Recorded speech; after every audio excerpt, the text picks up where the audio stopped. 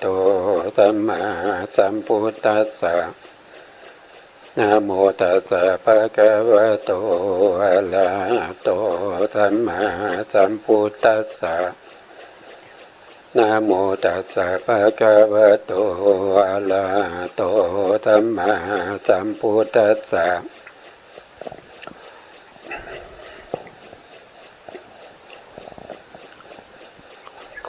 ขอนมัสการ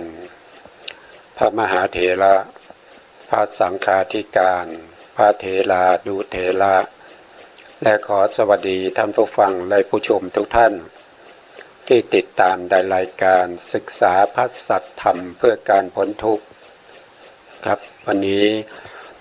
เราก็ยังศึกษาในส่วนที่เป็นพระสูตรนะครับซึ่งเป็นสูตรแรกใน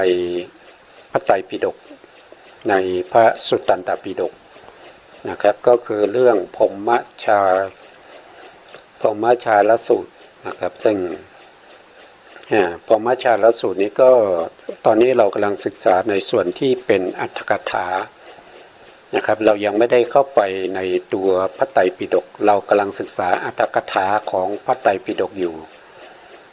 ครั้งที่แล้วเราก็ได้พูดถึงในเรื่องของความได้ยากนะครับมีอยู่ทั้งหมด7ประการด้วยกันนะครับก็จบไปแล้วนะครับจบไปแล้ววันนี้เราจะมาพูดถึงในเรื่องของปุถุชนนะครับในคำว่าปุถุชนนี้เป็นยังไงบ้างนะครับเราก็มาศึกษาในคำว่าปุถุชนเนี่ยก็มีในอรรถกถาทีฆนิกายนะครับจะอยู่ในสุมังคละวิลาสินีนะครับซึ่งเป็นอรรถกถาของทีฆนิกายตรงนี้เขาจะอธิบายคำว่าปุถุชนนะปุถุชนนะครับปุถุชนเนี่ยคืออะไรคือในคำว่าปุถุชนเยนะปุตุชโนนี้เป็นคำอธิบายดังต่อไปนี้นะครับพระผู้มีพระภาคเจ้าเป็นเผ่าพันธุ์พระอาทิตย์ตรัสว่าปุถุชนมีสองพวกคืออันทะปุถุชนหนึ่งแล้วก็กัลยาปุถุชนอีกหนึ่งในปุถุชนสองพวกนี้บุคคลผู้ไม่มีการเรียนนะไม่มีการสอบสวนไม่มีการฟังไม่มีการทรงจำและการพิจารณาในขันธ์ธาตุและอายตนะเป็นต้นชื่อว่าอันทะปุถุชนอันนี้ก็คืออันทะปุถุชนเนี่ยเป็นบุคคลที่ไม่มีการศึกษาเล่าเรียนในเรื่องของพระธรรมคำสั่งสอนของพระสัมมาสัมพุทธเจ้านะครับไม่มีการฟังไม่มีการทรงจำแล้วก็ไม่มีการพิจารณานะในเรื่องของขันธ์ธาตุและอายตนะอันนี้เป็นต้นนะครับจริงๆแล้วก็มีมากนะครับไม่ว่าจะเป็นในเรื่องของอินทรีย์22นะครับหรือว่าอริยสัจ4หรือว่าในเรื่องของสติปัฏฐาน4สัมมาปัฏฐาน4อิทธิบาท4โพชฌงค์7อริยมรรคมีองค์8นะครับไม่เคยรู้ไม่เคยศึกษาไม่เคยได้ยินคำพวกนี้เลยไม่เคยได้ยินมาเลยนะครับพวกนี้เป็นอันทะปุถุชนก็คือผู้ที่ไม่ได้ศึกษาไม่ได้เล่าเรียนไม่ได้ยินไม่ได้ฟังนะครับในคำสั่งสอนของพระสัมมาสัมพุทธเจ้าส่วนบุคคลที่มีกิจเหล่านี้ชื่อว่ากัลยาณปุถุชนนะครับก็คือบุคคลที่มีการฟังมีการทรงจำมีการพิจารณามีการไต่ถามมีการศึกษาในเรื่องของขันธ์อายตนะธาตุอะไรพวกนี้นะครับบุคคลเหล่านี้เป็นบุคคลที่ ถ้าว่าไปก็เป็นบุคคลที่มีคุณธรรมระดับหนึ่ง นะปุถุชนสองพวกนี้ชื่อว่าปุถุชนเพราะเหตุทั้งหลายมีการยังกิเลสมากมายให้เกิดขึ้นเป็นต้นนะครับว่าปุถุชนเนี่ยมีการยังกิเลสมากมายให้เกิดขึ้น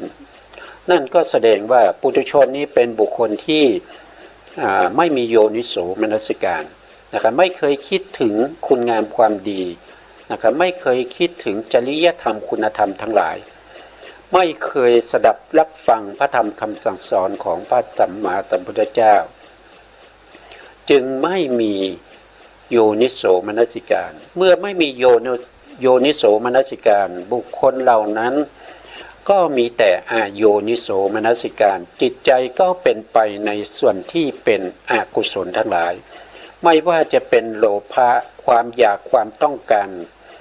ประกอบด้วยความเห็นผิดบ้างนะครับประกอบด้วยมานะบ้างเหล่านี้เป็นปุถุชนนะครับ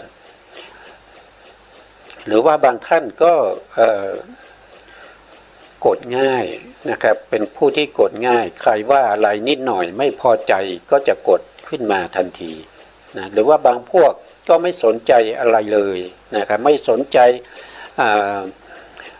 สิ่งต่างๆเลยนะครับพวกนี้ก็จะเป็นบุคคลที่เต็มไปด้วยโมหะ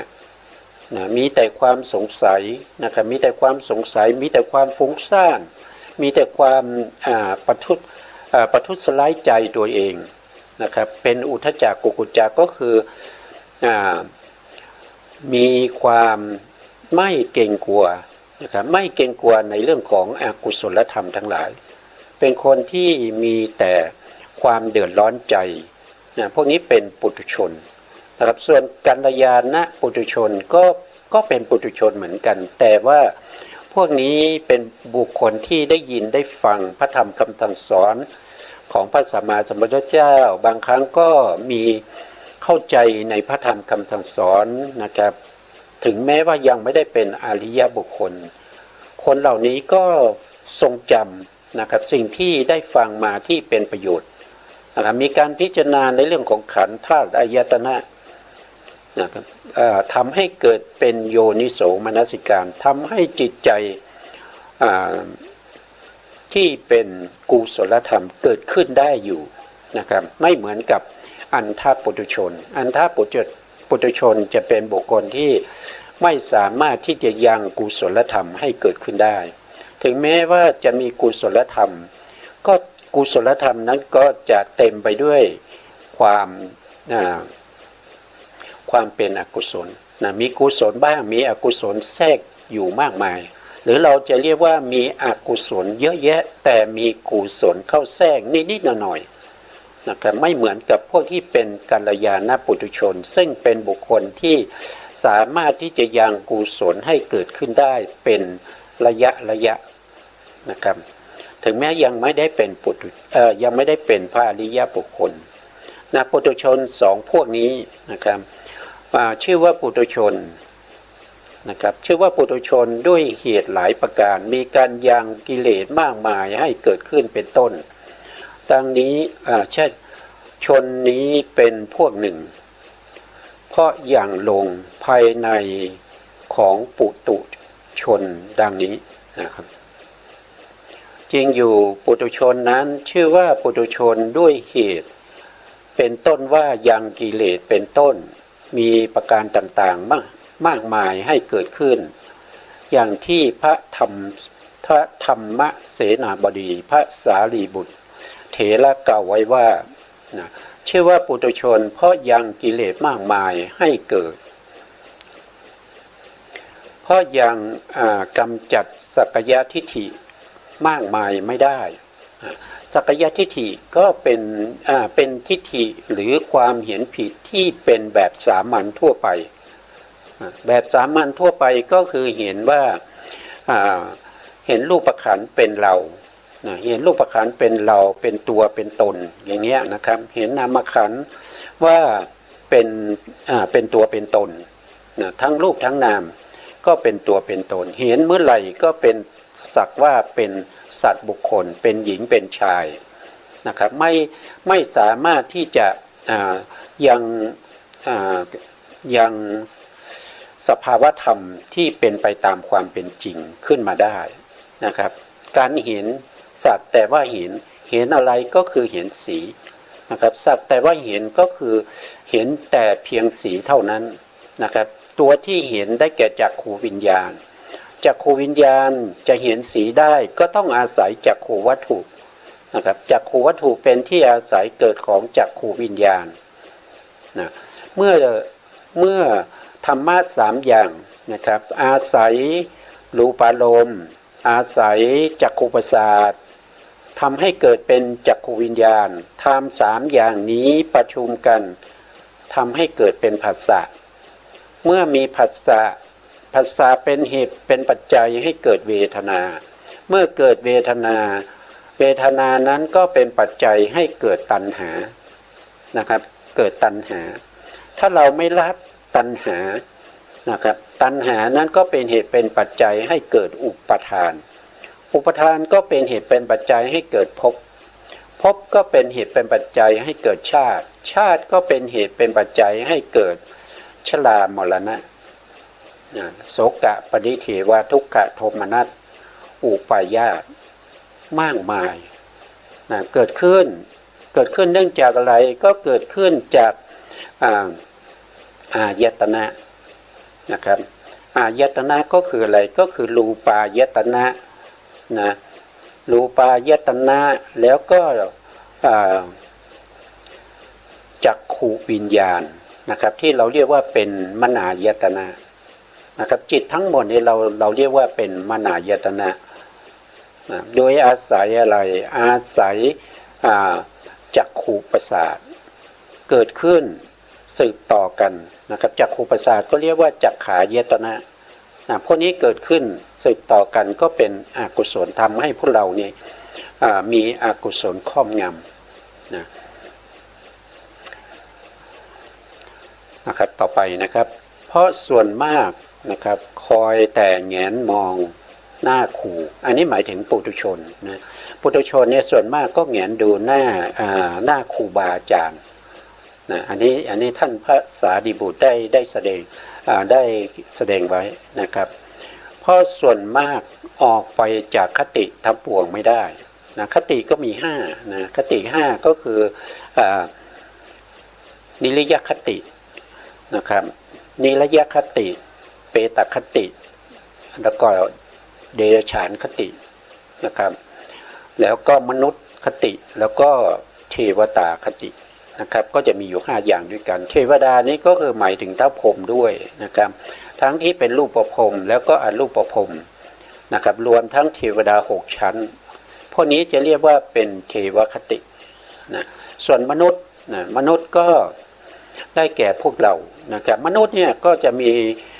จักรวาลหนึ่งก็จะมีมนุษย์อยู่4ทวีปด้วยกันนะครับอย่างพวกเรานี้เราเรียกว่าเป็นมนุษย์ในชมพูทวีปมนุษย์ในชมพูทวีปก็มีอายุกับที่ไม่แน่นอนขึ้นลงแล้วแต่อะไรก็คือแล้วแต่อกุศลธรรมนะยุคไหนสมัยไหนที่มีอกุศลมากนะครับจิตใจของพวกที่เป็นมนุษย์ในชมพูทวีปก็จะเต็มไปด้วยราคะโทสะโมหะอายุก็จะสั้นลงนะครับอันนี้เป็นสัจธรรมนะเป็นสัจธรรมที่เป็นไปตามความเป็นจริงที่มันมีอยู่แล้วมันเป็นอยู่แล้วนะครับที่พระพุทธองค์ทรงรู้ทรงเห็นแล้วก็นำมาบัญญัติเปิดเผยชี้แจงแนะนำให้พวกเราได้รู้ได้เข้าใจ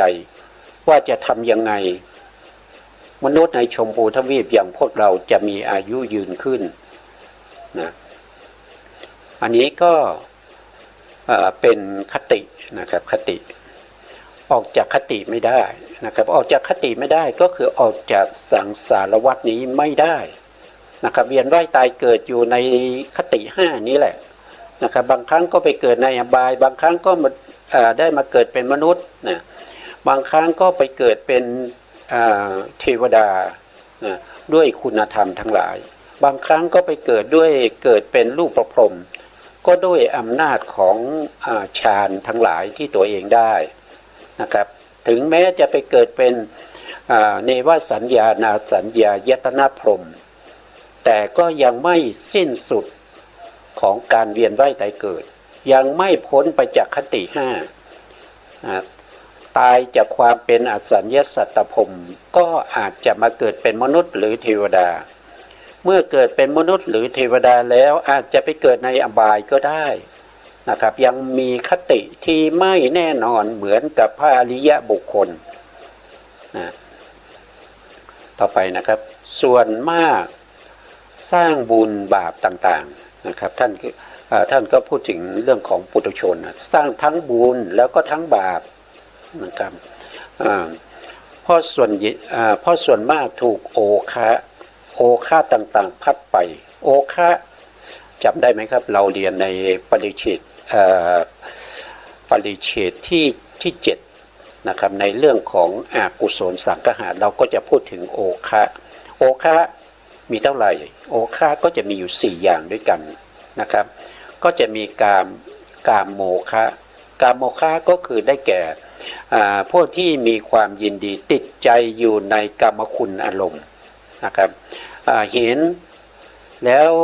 เกิดความยินดีพอใจนี้เรียกว่าเป็นกามคุณอารมณ์ได้ยินเสียงแล้วยินดีพอใจก็เรียกว่ากามคุณอารมณ์ได้กลิ่นพอใจยินดีก็เป็นกามคุณอารมณ์ได้รสได้ลิ้มสิ่งที่ตัวเองชอบเกิดความอร่อยนี้ก็เป็นกามคุณอารมณ์เมื่อกระทบสัมผัสกับสิ่งที่ตัวเองชอบนะครับก็เป็นกามคุณอารมณ์เมื่อนึกคิดถึงอารมณ์ที่เป็นไปในทางตาหูจมูกลิ้นกายด้วยความยินดีติดใจก็เป็นกามคุณอารมณ์นะครับอันที่สองก็เป็นพระโมฆะคืออะไรพระโมฆะก็คือได้แก่ความยินดีติดใจในเรื่องของฌานนะครับรูปฌานอรูปฌานรูปภพอรูปภพนะครับถึงแม้จะเป็นพรหมก็ยังมี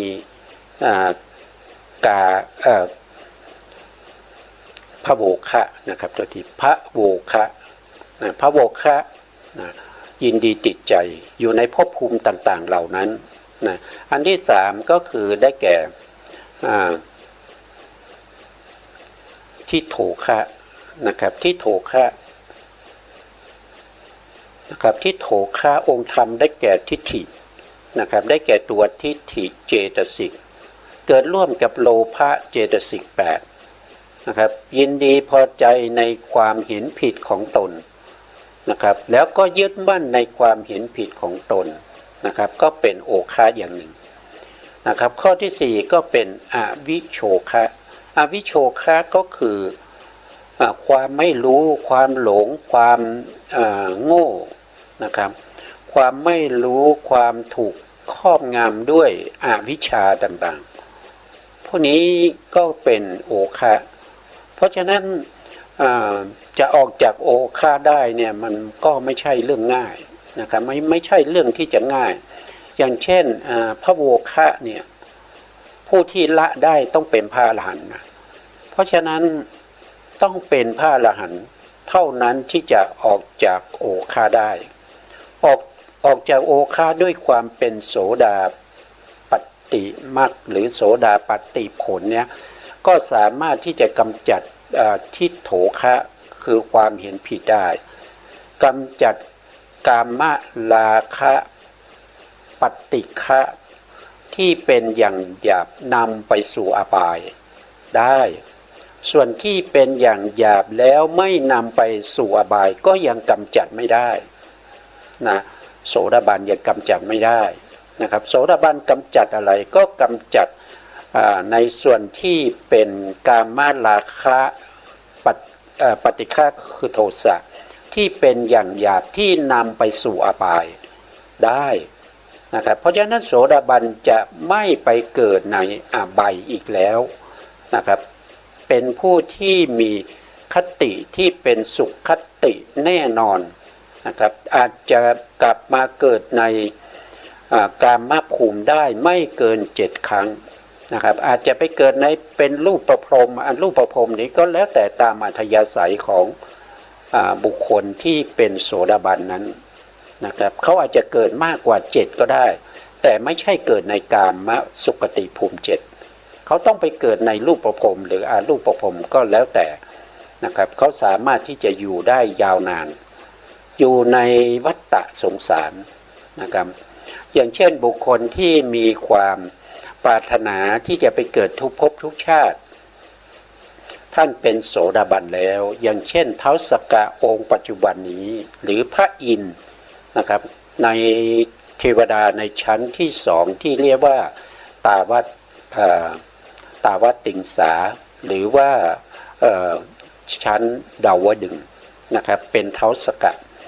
ท่านก็ปรารถนาจะไปเกิดทุกภพทุกภูมินะครับแต่ในส่วนที่เป็นอบายท่านไม่ไปแล้วเพราะท่านเคยเกิดแล้วเป็นมนุษย์ก็เคยเกิดแล้วเป็นเทวดาจะเป็นเทวดาในชั้นดุสิตในชั้น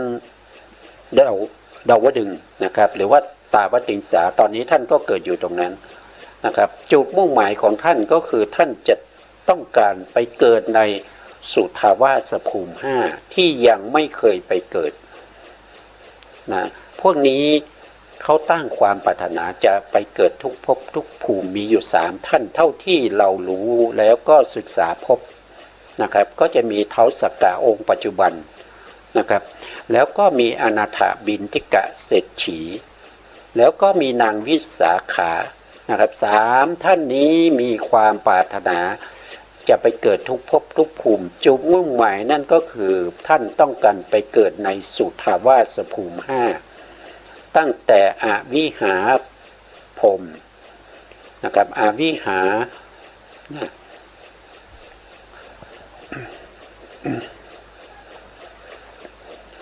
นะเราดูแผนภูมิสักนิดหนึ่งนะครับบางท่านอาจจะยังไม่ได้ยังไม่เคยเข้ามาดูนะครับก็เลยจะยังไม่รู้ว่าสุทาวาสนี้เป็นภพภูมิอยู่ตรงไหนอย่างไรนะครับเดี๋ยวผมหานิดหนึ่งนะครับ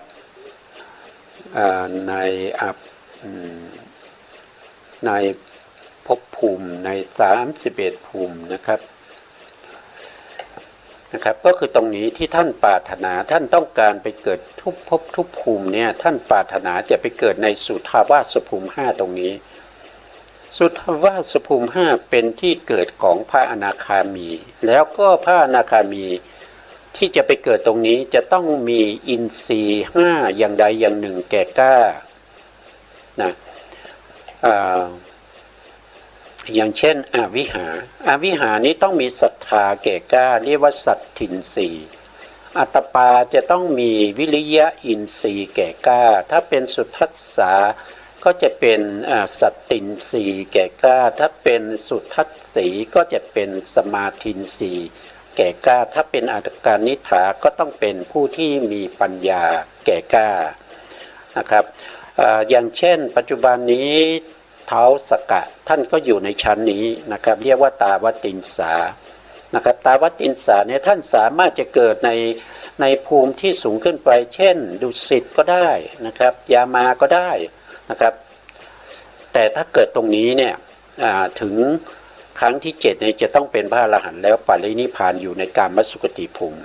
แต่ท่านไม่ปรารถนานะครับท่านปรารถนาจะไปเกิดในสุทาวาสเพราะฉะนั้นท่านก็จะขึ้นไปเรื่อยๆนะครับอาจจะเกิดในกามสุคติภูมิ7ที่เป็นเทวดาที่เป็นดุสิตภพหนึ่งนะครับแล้วก็ไปเกิดเป็นปฐมฌานภพหนึ่งนะครับอาจจะไปเกิดเป็นมหาพรหมนะครับหรือว่าอาจจะไปเกิดในชั้นที่2ที่เป็นอภัสราหรือไปเกิดในชั้นที่3ที่เป็นพรหมก็สุภกินหาแล้วก็ไปเกิดในอวิหาอย่างนี้ก็ได้นะครับอย่างนี้ก็จะมากกว่า7ครั้งแล้วนะครับก็ไปเกิดในอวิหาตรงนี้มีอยู่5แล้วนะมีอยู่5ภพภูมิแล้วบุคคลที่มาเกิดอากนิฐานนี้จะต้องเป็นพระอรหันต์แล้วก็ปรินิพพานนะครับส่วนภพภูมิที่เป็นสุทาวาสนี้จะไม่เกิด3ภูมิไม่สามารถที่จะเกิดซ้ำอยู่ในภูมิเดิมได้ จะต้องเลื่อนขึ้นไปเรื่อยๆจนถึงกนิษฐาภูมิแล้วก็ปรินิพพานนะอันนี้ก็เป็นที่เกิดของผู้ที่มีความปรารถนาจะเกิดทุกภพทุกภูมินะครับอย่างเช่นท้าวสักกะอนาถาบิณฑิกาเศรษฐีนะนางวิสาขานะครับถามว่าเขาจะไปเกิดในอรูปไหมเขาไม่ไปแล้วครับในอรูปนะครับเขาเคยไปมาแล้วเขาเคยไปเกิดแล้วแล้วก็ในภพภูมิที่เป็นรูปภพก็เคยเกิดแล้วนะครับในที่เป็นเทวดาก็เคยเกิดแล้วมนุษย์ก็เคยเกิดแล้วอบายก็เคยเกิดแล้วที่ยังไม่เคยเกิดก็คือสุทธาวาสภูมิ5เท่านั้นเองนะครับที่เขามุ่งหมายตรงนี้นะก็ได้แก่บุคคล3บุคคลที่เรารู้จักเท่าที่เราศึกษามานะครับก็จะไปเกิดในภพภูมิเหล่านั้นนะเพราะฉะนั้นบุคคลที่เป็นโสดาบันแล้วเนี่ยเขาก็ละโอคาที่เป็นกามราคะที่เป็นอย่างหยาบนำไปสู่อบายในส่วนที่เป็นอย่างหยาบไม่นำไปสู่อบายเนี่ยก็จะเป็นสกทาคามีเป็นผู้ละได้นะครับแล้วก็โทสะที่ไม่นำไปสู่อบายแต่เป็นโทสะอย่างหยาบนะครับไม่นำไปสู่อบายก็สกทาคามีเป็นผู้ละได้ส่วนโทสะชนิดที่เป็นอย่างละเอียดเนี่ยก็คือพระอนาคามีท่านละได้หมดเลยแล้วก็ในส่วนที่เป็นโลภะที่เป็นทิฏฐิคตวิปยุตที่ละเอียดเราเรียกว่าเป็นภาวะราคะนะครับภาวะราคะรูปราคะนั้นละได้ด้วยความเป็นพระอรหันต์แม้กระทั่งพระอนาคามียังละไม่ได้นะครับเพราะฉะนั้นบุคคลเหล่านี้ที่เป็นปุถุชนเนี่ยก็จะต้องข้ามพ้นจากโอคาให้ได้นะครับโอคาสี่นะโอคาสี่นะต่อไปนะครับถูกโอคะต่างๆพัดไปถูกความเดือดร้อนให้เดือดร้อนถูกความเล่าร้อนให้เล่าร้อนกำหนัดยินดีรักใคร่สยบบกมุ่นข้องติดพัวพันอยู่ในเบญจกามคุณอันนี้ก็คือ5นั่นเองนะครับ5กามคุณ5นั่นเองเพราะถูกนิวรณ์5กากั้นนิวรณ์นะครับนิวรณ์ในพระสูตรเนี่ยก็จะมีอยู่5อย่างด้วยกันแต่ถ้าเป็นในอภิธรรมก็จะมีอยู่6อย่างนะครับ5อย่างก็คือได้แก่อะไรหนึ่งก็คือกามราคะนะครับกามราคะนิวรณ์นะชื่อเขาจริงๆนี่เดี๋ยวผมขอดูนิดหนึ่งนะครับเดี๋ยวกามราคะหนังสือไปอยู่ที่ไหนแล้วนะครับก็จะมีอยู่5อย่างด้วยกันนะครับก็เอาคร่าวๆไปก่อนนะครับตรงนี้นิวรณ์5ก็มี1ก็คือพวกที่เป็นโลภะก็จะเรียกว่าเป็นกามราคะนะครับกามราคะก็แล้วกันนะครับกามราคะแล้วก็ปฏิฆาก็คือพวกที่เป็นโทสะนะครับแล้วก็พวกที่เป็นมานะนะครับมานะก็มานาเป็นมานะแล้วก็มีทิฏฐินะครับทิฏฐิวิจิกิจฉานะครับถีนมิทธะอุทจจะกุกุจจะนะครับอุทจจะอันหนึ่งกุกุจจะอันหนึ่งนะครับพวกนี้เป็นนิวรณ์คือเครื่องกากั้น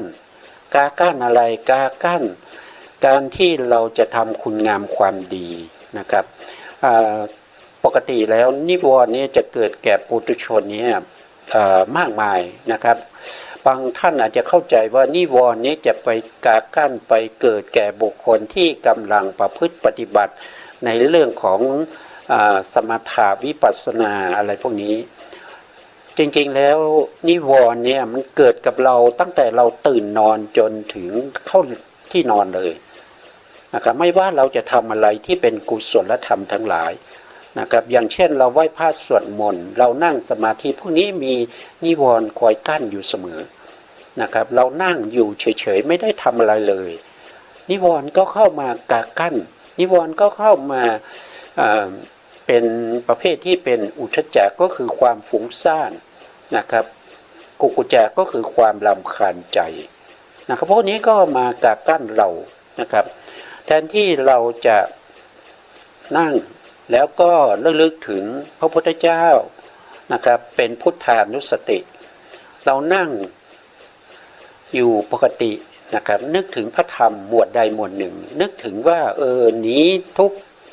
นี้ทุกขสมุทัยนี้ทุกขานิโรดนี้ทุกขานิโรธคามินีปฏิปทานะครับอะไรแล้วเป็นทุกข์เอาว่าง่ายๆเลยอะไรเป็นทุกข์นะครับเราก็เอากายคตาสติมาพิจารณาก็ได้นะครับอย่างเช่นผมก็เป็นทุกข์นะครับผมเป็นทุกข์เราก็เรียกว่าผมใช่ไหมครับเรียกว่าผมเป็นทุกข์นะแล้วก็ผมสมุทัยนะครับเหตุให้เกิดผมนะเหตุให้เกิดผมแล้วก็ผมนิโรธก็คือที่ดับแห่งผมนะครับเราดับผมได้เมื่อไหร่นะครับดับด้วยการประพฤติปฏิบัติในเรื่องของวิปัสสนาดับเพราะความเบื่อหน่ายดับเพราะอนิจจังทุกขังอนัตตาดับเพราะนิพพิทาดับเพราะนิโรธาดับเพราะปฏินิสสขานะครับพวกนี้ที่เป็นเหตุเป็นปัจจัยให้ผมไม่เกิดอีกเป็นพระนิพพานนะครับแล้วก็จะมีข้อปฏิบัติในการที่จะดับผมเราก็เรียกว่าผมนิโรธคามินีปฏิปทาก็คือความการปฏิบัติให้ถึงความดับซึ่งผมอย่างนี้นะครับเราสามารถที่จะตึกในเรื่องของพระธรรมเนี่ยได้ตลอดเวลานะครับในขณะที่เราไม่ได้ทำอะไรเราก็ตึกถึงพระธรรมหรือว่านึกถึงพระพุทธเจ้าหรือว่านึกถึงสาวกของพระพุทธเจ้าอย่างเช่นพระปัญจวัคคีย์หรือว่าจะเอาชนินสามพี่น้องผู้มีบริวารมากหรือว่าจะนึกถึงพระสารีบุตรนะครับหรือว่าพระโมคคัลลานะหรือพระกัสสปะนะพวกนี้เราสามารถที่จะนึกคิดถึงท่านได้ถ้าเรานึกคิดถึงท่านเนี่ยเราก็เป็นบุญนิวรณ์ก็ไม่เข้ามากากั้นนะครับแต่ถ้าเราเผลอนะครับเรากำลังระลึกถึงพระพุทธเจ้านะครับพระพุทธเจ้าเป็นผู้ที่ตรัสรู้เองโดยชอบนะครับเป็นผู้ไกลจากกิเลสนะครับเป็นผู้ที่มีวิชาและจรณะเป็นผู้เสด็จไปแล้วด้วยดีกำลังตึกไปอย่างนี้กำลังนึกคิดไปอย่างนี้ก็มีนิวรณ์เข้ามาแม่เช้านี่คนนั้นเข้ามาว่าให้เราเป็นการนึกเป็นการฟุ้งซ่านไปละคนนั้นมันเคยโกงเราเมื่อปีที่แล้วมาแล้วนิวรณ์มาแล้วนะครับคนนั้นกำลังจะทำคุณให้แก่คนที่เราไม่ชอบคนนั้นกำลังจะทำความเสียหายให้แก่คนที่เรารักเราชอบนิวรณ์มันก็จะเข้ามานะครับไม่ว่าเราจะทำอะไรก็ตามนิวรณ์นี้จะมากั้นเราเสมอมากับบังมาเคลือบมาปกปิดมาครอบงำนะครับมายังลงในความเป็นปุถุชนของเรานะครับมันจะมาตลอดนะครับลองสังเกตดูนะครับไม่ใช่เฉพาะเวลาเรานั่งสมาธิเท่านั้นที่นิวรณ์จะเข้ามาไม่ใช่เวลาที่เราจะเดินจงกรมเท่านั้นที่นิวรณ์จะเข้ามาไม่ใช่ว่าเวลาที่เรากำลังเจริญวิปัสสนานิวรณ์จะเข้ามาเรากำลังปฏิบัติในเรื่องของสติปัฏฐาน4สัมมาปัฏฐาน4อิทธิบาท4อินทรีย์5พละ5โพชฌงค์7มรรคมีองค์8ไม่ใช่นิวรณ์จะเข้าเฉพาะช่วงนี้ไม่ใช่นิวรณ์เนี่ยมันจะเข้าจะเข้ามาแทรกในใจของเราทุกๆขณะ นะครับถ้าเราไม่มีสติเราไม่มีโยนิโสมนสิการเราก็เป็นเพื่อนกันนิวรณ์นะครับแล้วเขาก็จะพาเราไปท่องเที่ยวนะครับไปเที่ยวที่ไหนนะครับอย่างน้อยๆก็พาท่านไปท่องเที่ยวที่อบายนะครับเช่นไปเป็นเพื่อนของนกอย่างเนี้ยเพื่อนของสุนัขนะเพื่อนของแมวนะครับเอาแมวเป็นสหายเอาสุนัขเป็นสหายนะครับก็จะเข้าพาเราไปเที่ยวอย่างนั้นพาเราไปเกิดเป็นเปรตพาเราไปเกิดเป็นเปรตเป็นอสุรกายเป็นสัตว์นรกพวกนี้นิวรณ์เนี่ยเป็นผู้ที่นำทางพาเราไปนะครับไปเที่ยวด้วยกันนะแต่ถ้าเราสามารถที่จะมีสติมีโยนิโสมนสิการนะครับคอยกั้นนิวรณ์ทั้งหลายไม่ให้เกิดในใจของเราใจของเราก็จะเป็นกุศลเมื่อใจของเราเป็นกุศลพบหน้าที่เราจะไปก็เป็นสุคติเพราะฉะนั้นไปในสุคติเป็นภูมิที่มีความสะดวกสบายไม่จำเป็นจะต้องมีผู้นำไปนะครับหรือว่าเราคิดว่าขอให้มีผู้นำเถอะนะครับผู้นำที่จะนำเราไปนั่นก็คือการมกุศลทั้งหลายก็คือมหากุศลทั้งหลายนะครับที่นำเราไปสู่ในภพภูมิที่เป็นเทวดากับมนุษย์แล้วก็เป็นมนุษย์ก็จะได้เป็นมนุษย์ประเภทที่มีบุญบารมี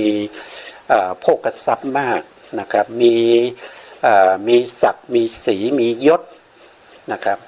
ไม่ไปเกิดเป็นบุคคลที่ขัดตกบกพร่องทางตาทางหูทางจมูกนะครับไม่เป็นคนตาบอดไม่เป็นคนบ้าใบ้นะครับไม่เป็นคนที่เป็นปัญญาอ่อนนะครับนำเราไปสู่ในทางที่ดีนะครับก็ได้จากกุศลทั้งหลายนะถ้าเราอยากจะไปให้สูงกว่านั้นนะครับเราก็จะต้องเจริญสมาธินะครับให้ได้ถึงปฐมฌานนะครับให้ได้ถึงปฐมฌานพอได้ปฐมฌานไม่เสื่อมเราตายไปก็ไปเกิดเป็นปฐมฌานไปเกิดในปฐมฌานภูมิถ้าได้ฌานสองก็ไปเกิดในฌานสองทุติยฌานถ้าได้ฌานสามตติยฌานก็ไปเกิดในฌานสามถ้าได้ฌานสี่ก็ไปเกิดในภพภูมิที่เราเรียกว่าเวหะพลานะครับเวหะพลาภูมิเวหะพลาภูมิเป็นชั้นที่สี่นะครับเวหะพลาภูมิก็จะอยู่ตรงนี้นะครับก็เป็นจตุทัชฌานเหมือนกันนะครับเป็นจตุทัชฌานนะครับเป็นจตุทัชฌานเนี่ยจตุทัชฌานภูมิเจ็ดนะครับก็มีเวหะพลาส่วนตรงนี้สุทธาวาสเราไปเกิดไม่ได้เนื่องจากเราเป็นปุถุชนนะครับในอสันก็ไปได้นะในอสันก็ไปได้แต่เราจะต้องทำพิเศษไปจากฌาน5หรือฌาน4ในพระสูตรก็คือจะต้องเจริญสัญญาวิราคะภาวนาก็สามารถไปเกิดในอสัญญาสัตตภูมิได้เป็นอสัญญาสัตตพรหมนี่ก็เป็นที่ไปนะเป็นที่ไปแต่ถ้าเราเจริญในเรื่องของรูปฌานนะรูปฌานถ้าเราได้อากาสาก็จะมาเกิดตรงนี้นะครับว่าโดยภพภูมิเนี่ยก็เป็นภพภูมิที่สูงกว่าสุทธาวาสภูมินะครับแต่เป็นได้ทั้งปุถุชนแล้วก็เป็นได้ทั้งอริยบุคคลแต่ถ้าเป็นสุทธาวาสภูมิจะเป็นเฉพาะของพระอนาคามี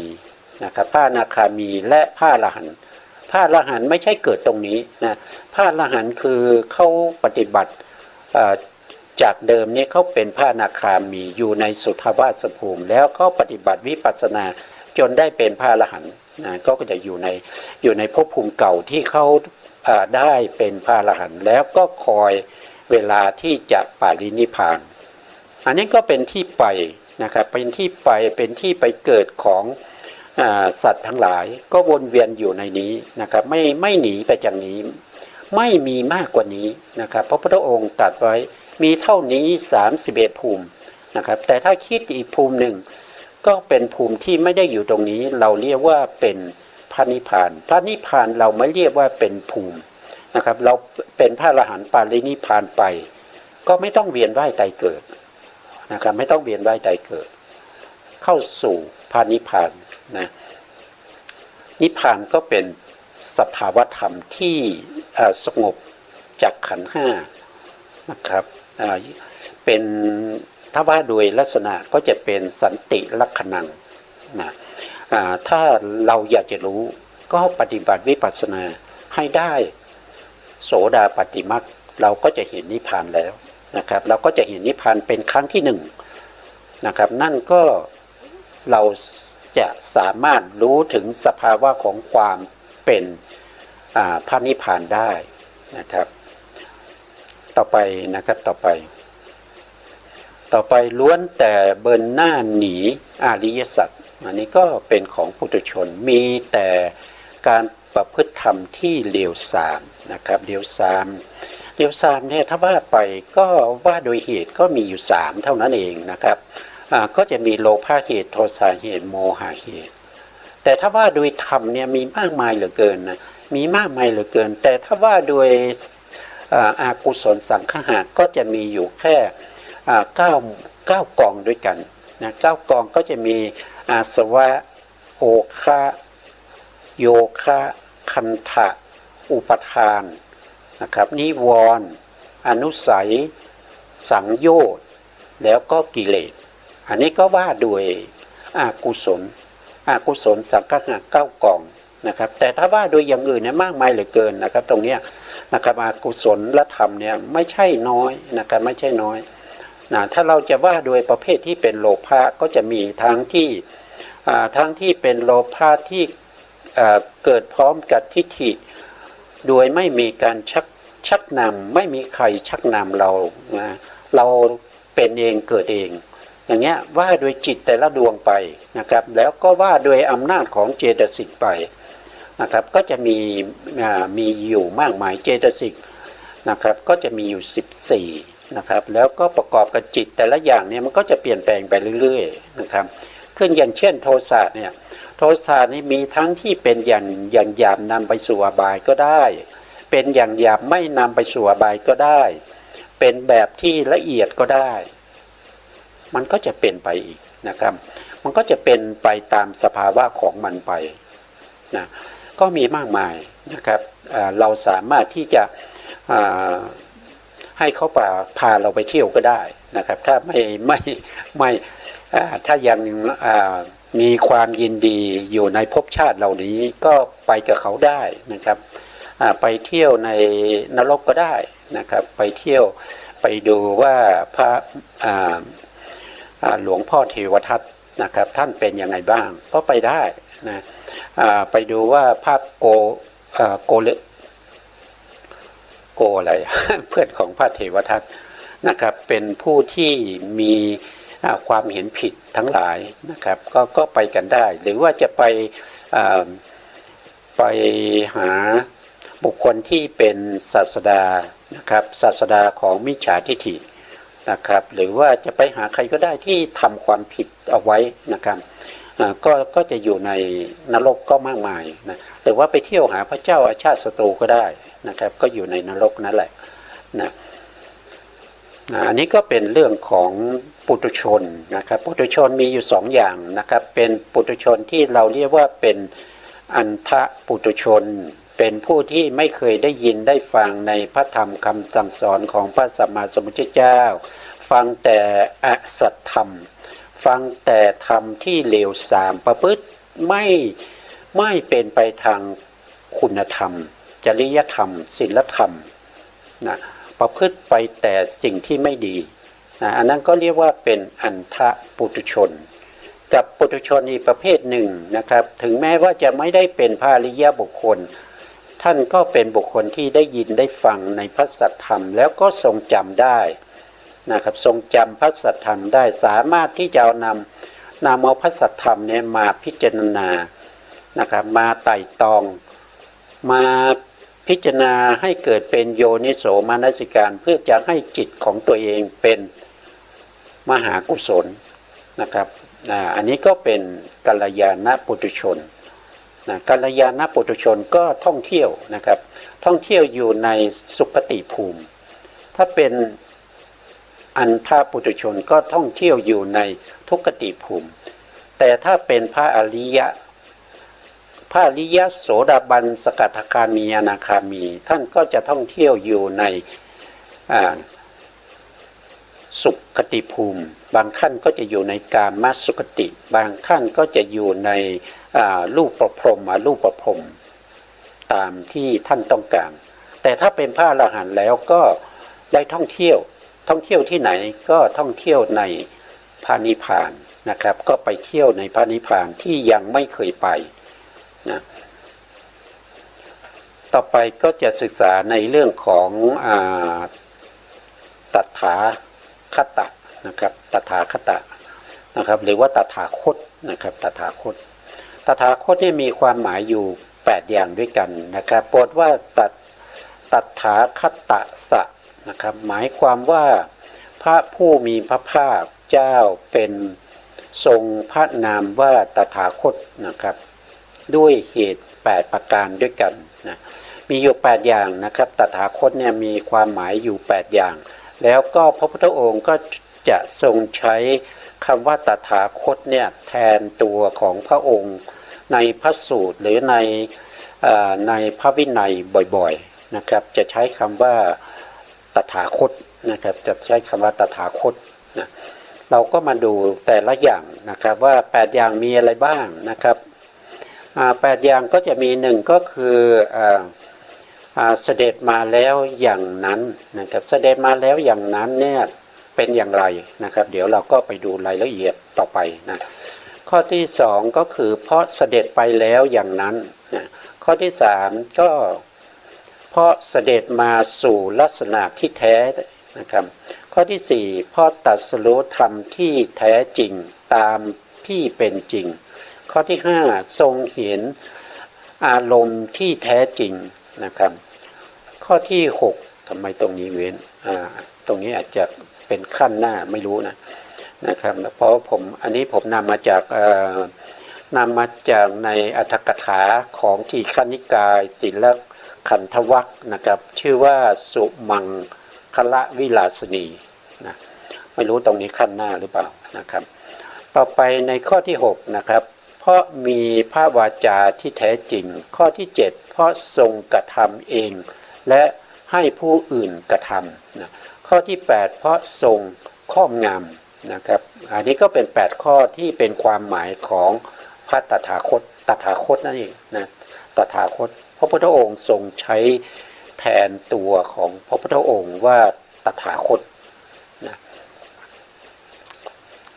ก็มาดูรายละเอียดนะครับพระผู้มีพระภาคเจ้าทรงพระนามว่าตถาคตเพราะเสด็จมาแล้วอย่างนั้นเป็นอย่างไรนะครับ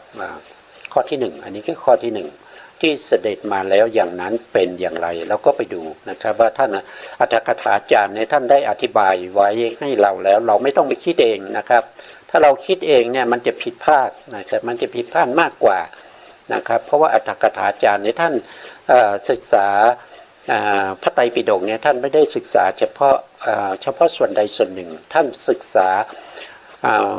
ทั้งที่เป็นพระวินัยพระสูตรพระอภิธรรมแล้วก็ไปศึกษาในเรื่องของอัตถกถาที่มีอยู่นะครับที่เป็นอัตถกถาของพระไตรปิฎกที่พระพุทธองค์ได้แสดงไว้โดยเป็นปกิณณกธรรมนะที่พระพุทธองค์แสดงไว้ก็มีนะครับเพราะฉะนั้นเราก็ศึกษาตามนะครับเราก็จะได้มีความรู้ความเข้าใจเราก็จะได้นำไปใช้ในการโยนิโสมนสิการทำให้จิตของเรานี้เป็นกุศลนะครับไม่อยากจะให้จิตของพวกเราเป็นอกุศลถ้าเป็นอกุศลแล้วเราจะได้ไปเที่ยวในอบายเราไม่อยากจะไปเที่ยวนะครับเราไม่อยากจะไปเที่ยวเราไม่อยากจะวนเวียนอยู่ในอบายนะครับเราอยากจะอยู่ในสุคติภูมิตามจังหวะเวลา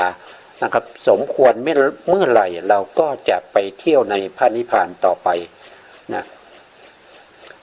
มาดูนะครับเหมือนอย่างว่าพระ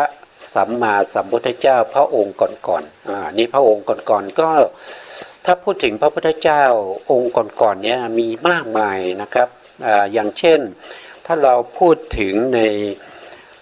ในการที่พระพุทธองค์จะได้เป็นพระพุทธเจ้าเนี่ยท่านก็ท่านเป็นประเภทที่เป็นปัญญาธิกะใช่ไหมครับเมื่อท่านเป็นประเภทที่เป็นปัญญาธิกะเนี่ยอย่างน้อยๆเนี่ยท่านตั้งแต่ท่านตั้งความปรารถนาจะเป็นพระพุทธเจ้าเนี่ยท่านจะได้พบกับพระพุทธเจ้าในอดีตถึง 512,028 พระองค์มากไหมนะครับใช้เวลา4อสงไขยตั้งแต่ตั้งความปรารถนาแรกเลยไม่ใช่4อสงไขยนะครับก็คือ20อสงไขยแสนมหากัปนะครับตั้งแต่ท่านมีความปรารถนานะครับอยากจะเป็นพระสัมมาสัมพุทธเจ้าโดยคิดว่าจะได้ช่วยขนหรือสัตว์ทั้งหลายนะครับที่สามารถจะลื้อขนสัตว์เหล่านั้นไปได้ด้วยกำลังของพระสัมมาสัมพุทธเจ้าท่านปรารถนาจะช่วยเหลือให้สัตว์ทั้งหลายเนี่ยไม่ต้องไปท่องเที่ยวทั้งที่เป็นอบายทั้งที่เป็นทั้งที่เป็นสุคติภูมิท่านต้องการให้สัตว์ทั้งหลายเนี่ยไปท่องเที่ยวในพระนิพพานนะครับท่านบอกท่านได้พบกับพระพุทธเจ้าถึง 512,028 พระองค์แต่ที่เราพูดกันอยู่ทุกวันนี้ที่เรากำลังพูดถึงพระพุทธเจ้าเนี่ยส่วนใหญ่ในพระสูตรในเรื่องของคาถาต่างๆที่เป็นคาถาประเภทที่เป็นอะไรที่เขาเรียกว่าเป็นมงคลสูตรอะไรพวกนี้เขาเรียกว่าเป็น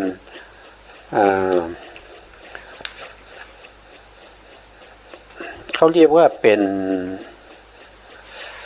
ประเภทที่เป็นอะไรดีอย่างเช่น7 ตำนานอย่างเงี้ยหรือว่า12 ตำนานอย่างเงี้ยที่เราเรียกว่าเป็นพระปริตเป็นเครื่องป้องกันเนี่ยเป็นเครื่องป้องกันเนี่ยนะครับเราจะพูดถึงพระพุทธเจ้าโดยส่วนใหญ่ก็จะมีอยู่7 พระองค์ด้วยกันนะครับบางพระปริตบางข้อบางสูตรนะครับบางสูตรหรือบางบทสวดเนี่ยก็จะพูดถึงพระพุทธเจ้าอยู่